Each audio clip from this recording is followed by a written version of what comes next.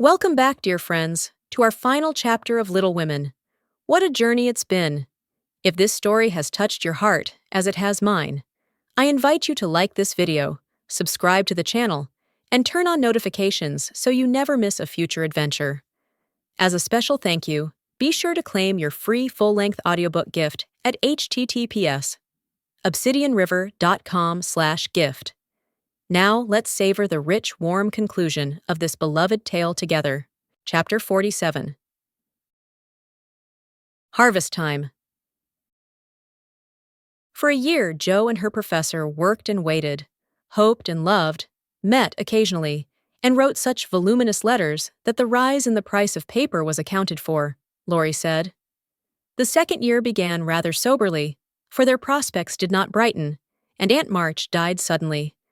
But when their first sorrow was over, for they loved the old lady in spite of her sharp tongue, they found they had cause for rejoicing, for she had left Plumfield to Jo, which made all sorts of joyful things possible. "It's a fine old place, and will bring a handsome sum, for of course you intend to sell it," said Laurie, as they were all talking the matter over, some weeks later.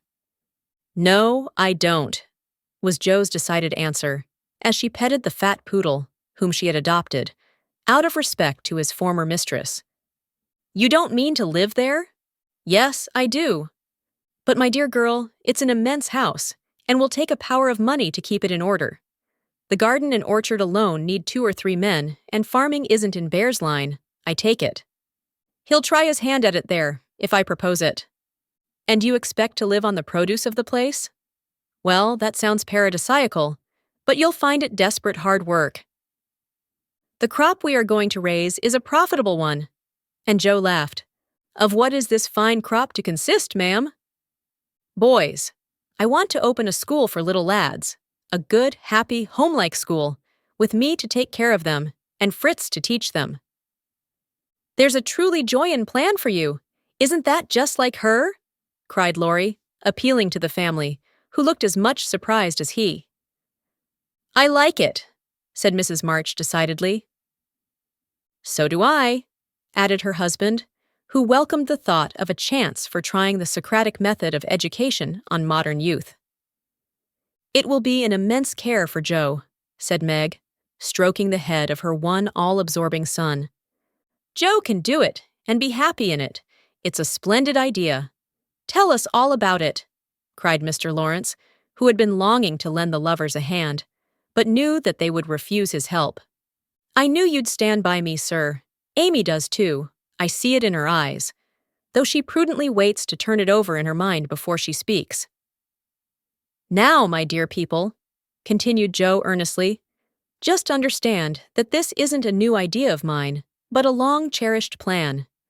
Before my Fritz came, I used to think how, when I'd made my fortune and no one needed me at home, I'd hire a big house and pick up some poor, forlorn little lads who hadn't any mothers, and take care of them and make life jolly for them before it was too late. I see so many going to ruin for want of help at the right minute. I love so to do anything for them. I seem to feel their wants and sympathize with their troubles, and, oh, I should so like to be a mother to them." Mrs. March held out her hand to Jo, who took it, smiling, with tears in her eyes, and went on in the old enthusiastic way, which they had not seen for a long while. "I told my plan to Fritz once, and he said it was just what he would like, and agreed to try it when we got rich. Bless his dear heart, he's been doing it all his life. Helping poor boys, I mean, not getting rich. That he'll never be. Money doesn't stay in his pocket long enough to lay up any. But now, thanks to my good old aunt, who loved me better than I ever deserved, I'm rich. At least I feel so. And we can live at Plumfield perfectly well, if we have a flourishing school. It's just the place for boys. The house is big, and the furniture strong and plain. There's plenty of room for dozens inside, and splendid grounds outside. They could help in the garden and orchard. Such work is healthy, isn't it, sir? Then Fritz can train and teach in his own way, and father will help him. I can feed and nurse and pet and scold them, and mother will be my standby. I've always longed for lots of boys, and never had enough. Now I can fill the house full and revel in the little dears to my heart's content, Think what luxury, Plumfield my own, and a wilderness of boys to enjoy it with me.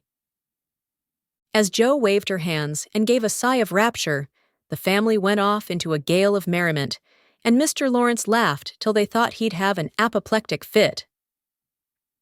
"I don't see anything funny," she said gravely, when she could be heard. "Nothing could be more natural or proper than for my professor to open a school, and for me to prefer to reside on my own estate." "She is putting on airs already," said Laurie, who regarded the idea in the light of a capital joke. "But may I inquire how you intend to support the establishment?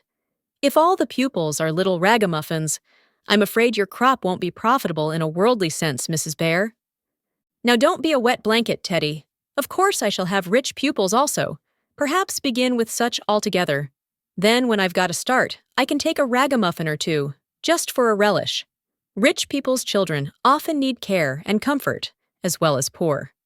I've seen unfortunate little creatures left to servants, or backward ones pushed forward, when it's real cruelty. Some are naughty through mismanagement or neglect, and some lose their mothers. Besides, the best have to get through the hobbledehoy age, and that's the very time they need most patience and kindness. People laugh at them and hustle them about, try to keep them out of sight, and expect them to turn, all at once, from pretty children into fine young men. They don't complain much, plucky little souls, but they feel it. I've been through something of it, and I know all about it. I've a special interest in such young bears, and like to show them that I see the warm, honest, well-meaning boys' hearts, in spite of the clumsy arms and legs and the topsy-turvy heads. I've had experience, too, for haven't I brought up one boy to be a pride and honor to his family?" "I'll testify that you tried to do it," said Laurie, with a grateful look. "And I've succeeded beyond my hopes. For here you are, a steady, sensible businessman, doing heaps of good with your money, and laying up the blessings of the poor, instead of dollars. But you are not merely a businessman. You love good and beautiful things, enjoy them yourself, and let others go halves, as you always did in the old times. I am proud of you, Teddy, for you get better every year, and everyone feels it, though you won't let them say so. Yes, and when I have my flock, I'll just point to you and say, 'There's your model, my lads.'" Poor Laurie didn't know where to look, for man though he was, something of the old bashfulness came over him as this burst of praise made all faces turn approvingly upon him. "I say, Jo, that's rather too much," he began, just in his old boyish way. "You have all done more for me than I can ever thank you for, except by doing my best not to disappoint you. You have rather cast me off lately, Jo, but I've had the best of help nevertheless. So, if I've got on at all, you may thank these two for it." And he laid one hand gently on his grandfather's white head, the other on Amy's golden one, for the three were never far apart. "I do think that families are the most beautiful things in all the world," burst out Jo, who was in an unusually uplifted frame of mind just then. "When I have one of my own, I hope it will be as happy as the three I know and love the best. If John and my Fritz were only here, it would be quite a little heaven on earth," she added more quietly. And that night, when she went to her room, after a blissful evening of family councils, hopes, and plans, her heart was so full of happiness that she could only calm it by kneeling beside the empty bed, always near her own, and thinking tender thoughts of Beth. It was a very astonishing year altogether, for things seemed to happen in an unusually rapid and delightful manner. Almost before she knew where she was, Jo found herself married and settled at Plumfield. Then a family of 6 or 7 boys sprung up like mushrooms and flourished surprisingly, poor boys as well as rich. For Mr. Lawrence was continually finding some touching case of destitution and begging the pairs to take pity on the child, and he would gladly pay a trifle for its support. In this way, the sly old gentleman got round proud Jo, and furnished her with the style of boy in which she most delighted.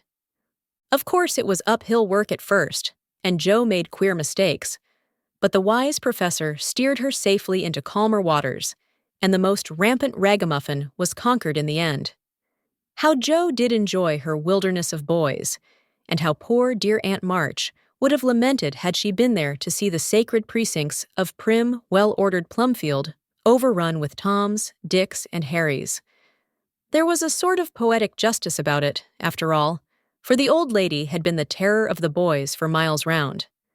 And now the exiles feasted freely on forbidden plums, kicked up the gravel with profane boots unreproved, and played cricket in the big field where the irritable cow with a crumpled horn used to invite rash youths to come and be tossed. It became a sort of boys' paradise, and Laurie suggested that it should be called the Biergarten, as a compliment to its master and appropriate to its inhabitants. It never was a fashionable school, and the professor did not lay up a fortune, but it was just what Jo intended it to be, a happy, home-like place for boys who needed teaching, care, and kindness. Every room in the big house was soon full. Every little plot in the garden soon had its owner. A regular menagerie appeared in barn and shed, for pet animals were allowed. And 3 times a day, Jo smiled at her Fritz from the head of a long table lined on either side with rows of happy young faces, which all turned to her with affectionate eyes, confiding words, and grateful hearts, full of love for Mother Pear. She had boys enough now, and did not tire of them, though they were not angels by any means, and some of them caused both professor and professorin much trouble and anxiety.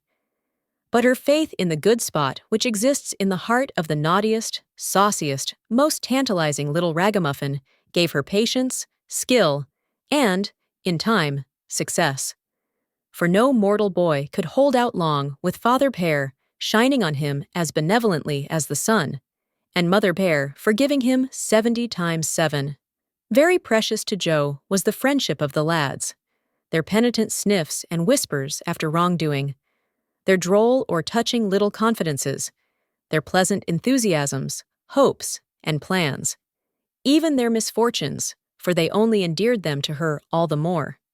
There were slow boys and bashful boys, feeble boys and riotous boys, boys that lisped, and boys that stuttered, 1 or 2 lame ones, and a merry little quadroon who could not be taken in elsewhere, but who was welcome to the Peargarten, though some people predicted that his admission would ruin the school. Yes, Jo was a very happy woman there, in spite of hard work, much anxiety, and a perpetual racket. She enjoyed it heartily and found the applause of her boys more satisfying than any praise of the world. For now she told no stories except to her flock of enthusiastic believers and admirers. As the years went on, 2 little lads of her own came to increase her happiness. Rob, named for Grandpa, and Teddy, a happy-go-lucky baby who seemed to have inherited his papa's sunshiny temper as well as his mother's lively spirit. How they ever grew up alive in that whirlpool of boys was a mystery to their grandma and aunts. But they flourished like dandelions in spring, and their rough nurses loved and served them well. There were a great many holidays at Plumfield, and one of the most delightful was the yearly apple picking, for then the Marches, Lawrences, Brooks, and Bayers turned out in full force and made a day of it. 5 years after Jo's wedding, one of these fruitful festivals occurred, a mellow October day when the air was full of an exhilarating freshness which made the spirits rise and the blood dance healthily in the veins.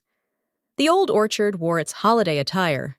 Goldenrod and asters fringed the mossy walls. Grasshoppers skipped briskly in the sere grass, and crickets chirped like fairy pipers at a feast. Squirrels were busy with their small harvesting. Birds twittered their adieu from the alders in the lane, and every tree stood ready to send down its shower of red or yellow apples at the first shake. Everybody was there. Everybody laughed and sang, climbed up and tumbled down. Everybody declared that there never had been such a perfect day or such a jolly set to enjoy it, and everyone gave themselves up to the simple pleasures of the hour as freely as if there were no such things as care or sorrow in the world. Mr. March strolled placidly about, quoting Tusser, Cowley, and Columella to Mr. Lawrence, while enjoying the gentle apple's winey juice. The professor charged up and down the green aisles like a stout Teutonic knight, with a pole for a lance, leading on the boys, who made a hook and ladder company of themselves, and performed wonders in the way of ground and lofty tumbling. Laurie devoted himself to the little ones, rode his small daughter in a bushel basket, took Daisy up among the birds' nests, and kept adventurous Rob from breaking his neck. Mrs. March and Meg sat among the apple piles like a pair of pomonas, sorting the contributions that kept pouring in, while Amy, with a beautiful motherly expression in her face, sketched the various groups and watched over one pale lad who sat adoring her with his little crutch beside him. Jo was in her element that day and rushed about, with her gown pinned up, her hat anywhere but on her head, and her baby tucked under her arm, ready for any lively adventure which might turn up.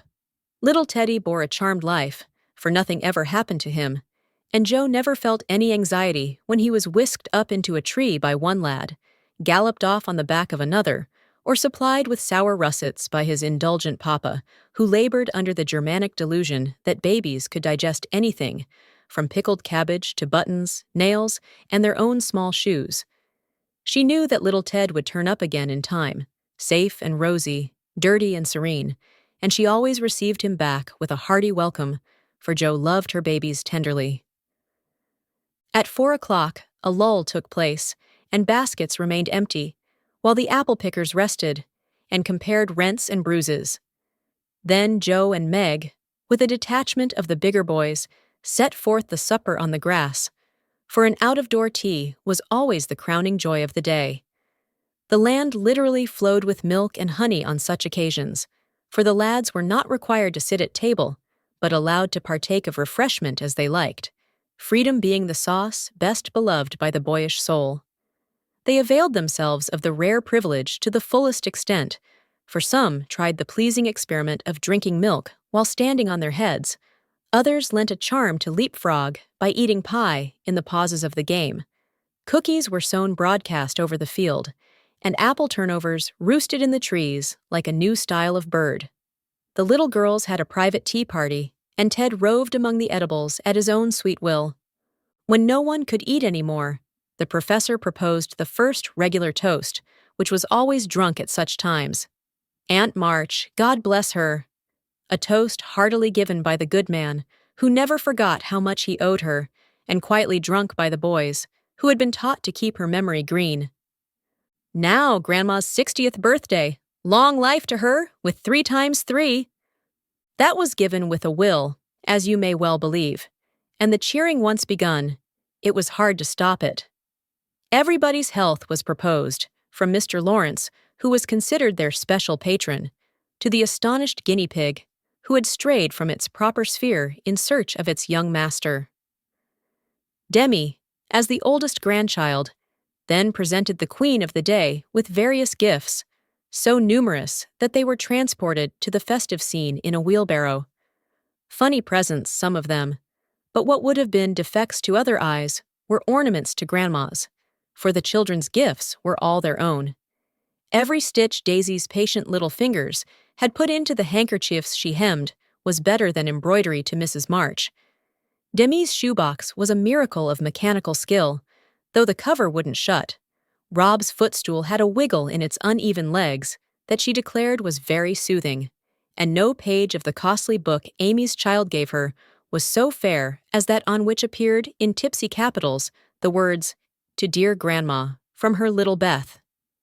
During this ceremony, the boys had mysteriously disappeared, and, when Mrs. March had tried to thank her children and broken down, while Teddy wiped her eyes on his pinafore, the professor suddenly began to sing.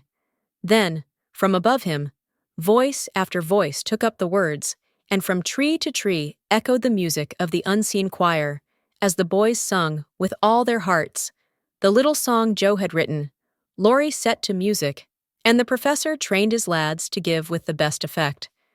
This was something altogether new, and it proved a grand success, for Mrs. March couldn't get over her surprise, and insisted on shaking hands with every one of the featherless birds, from tall Franz and Emil to the little quadroon, who had the sweetest voice of all. After this, the boys dispersed for a final lark, leaving Mrs. March and her daughters under the festival tree. I don't think I ever ought to call myself Unlucky Joe again, when my greatest wish has been so beautifully gratified," said Mrs. Bear, taking Teddy's little fist out of the milk pitcher, in which he was rapturously churning. "And yet your life is very different from the one you pictured so long ago. Do you remember our castles in the air?" asked Amy, smiling as she watched Laurie and John playing cricket with the boys. "Dear fellows, it does my heart good to see them forget business and frolic for a day," answered Joe, who now spoke in a maternal way of all mankind. "Yes, I remember. But the life I wanted then seems selfish, lonely, and cold to me now. I haven't given up the hope that I may write a good book yet, but I can wait, and I'm sure it will be all the better for such experiences and illustrations as these." And Joe pointed from the lively lads in the distance to her father, leaning on the professor's arm, as they walked to and fro in the sunshine, deep in one of the conversations which both enjoyed so much, and then to her mother, sitting enthroned among her daughters, with their children in her lap and at her feet, as if all found help and happiness in the face which never could grow old to them. My castle was the most nearly realized of all. I asked for splendid things, to be sure, but in my heart I knew I should be satisfied if I had a little home, and John, and some dear children like these. I've got them all, thank God, and am the happiest woman in the world." And Meg laid her hand on her tall boy's head, with a face full of tender and devout content. "My castle is very different from what I planned, but I would not alter it, though, like Joe, I don't relinquish all my artistic hopes, or confine myself to helping others fulfill their dreams of beauty. I've begun to model a figure of baby, and Laurie says it is the best thing I've ever done. I think so myself, and mean to do it in marble, so that, whatever happens, I may at least keep the image of my little angel." As Amy spoke, a great tear dropped on the golden hair of the sleeping child in her arms. For her one well-beloved daughter was a frail little creature, and the dread of losing her was the shadow over Amy's sunshine. This cross was doing much for both father and mother, for one love and sorrow bound them closely together. Amy's nature was growing sweeter, deeper, and more tender. Laurie was growing more serious, strong, and firm. And both were learning that beauty, youth, good fortune, even love itself, cannot keep care and pain, loss and sorrow from the most blessed. 4. Into each life some rain must fall, some days must be dark and sad and dreary. "She is growing better, I am sure of it, my dear. Don't despond, but hope and keep happy," said Mrs. March, as tender-hearted Daisy stooped from her knee to lay her rosy cheek against her little cousin's pale one. "I never ought to, while I have you to cheer me up, Marmee, and Laurie to take more than half of every burden," replied Amy warmly. "He never lets me see his anxiety, but is so sweet and patient with me, so devoted to Beth, and such a stay and comfort to me always that I can't love him enough. So, in spite of my one cross, I can say with Meg, thank God I'm a happy woman. There's no need for me to say it, for everyone can see that I'm far happier than I deserve," added Joe, glancing from her good husband to her chubby children, tumbling on the grass beside her. "Fritz is getting gray and stout. I'm growing as thin as a shadow, and am 30. We never shall be rich, and Plumfield may burn up any night, for that incorrigible Tommy Bangs will smoke sweet fern cigars under the bedclothes, though he's set himself afire 3 times already. But in spite of these unromantic facts, I have nothing to complain of, and never was so jolly in my life. Excuse the remark, but living among boys, I can't help using their expressions now and then." "Yes, Joe, I think your harvest will be a good one," began Mrs. March, frightening away a big black cricket that was staring Teddy out of countenance. "Not half so good as yours, Mother. Here it is, and we never can thank you enough for the patient sowing and reaping you have done," cried Joe, with the loving impetuosity which she never could outgrow. "I hope there will be more wheat and fewer tares every year," said Amy softly. "A large sheaf, but I know there's room in your heart for it, Marmee dear," added Meg's tender voice.